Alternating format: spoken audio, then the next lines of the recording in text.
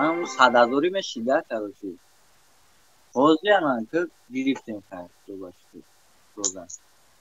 مهاجران تاجیک در ماریوپول اشغالی میگویند معاش پرداخت نشدهشان را کارفرما پرداخت کرده است. درباره پرداخت نشدن معاش نزدیک به 300 نفر مهاجران رادیوی آزادی گزارش داد و کارفرما واکنش کرد. ما پول خودمون گرفتیم 100% همش چانس می کار کردیم همش گرفتیم. مهاجران گفته بودند که در شرایط سخت کار میکنند و پول برای بازگشت به وطن ندارند. کارفرما میگوید معاش از جانب فرمایشگر با تأخیر پرداخت شد ولی حالا دیگر چنین مشکلی وجود ندارد. معاش همه آنها پرداخته شد. کسی نماند. ما نیت پول کسی را ندادن نداریم. ما اینجا تلاش میکنیم که هموطنان ما پول خوبتر کار کنند و به عائله هایشان در وطن کمک کنند.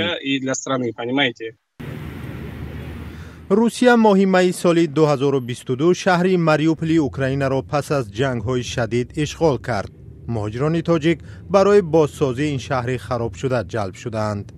وظیفه کاری ما همین خانه‌های همین ویران شده را همین چیزای درونش چپشیدگی خانه وقتی دهن همین چیزا چپشیدگی اگون کریشت کفیدگی اگون چه امورا مثلا برایمون تیار میکردیم وستنوید میشید وستنوید میکردیم یا که مثلا روی ویران شدگی بود میپرداختیم اتریزا.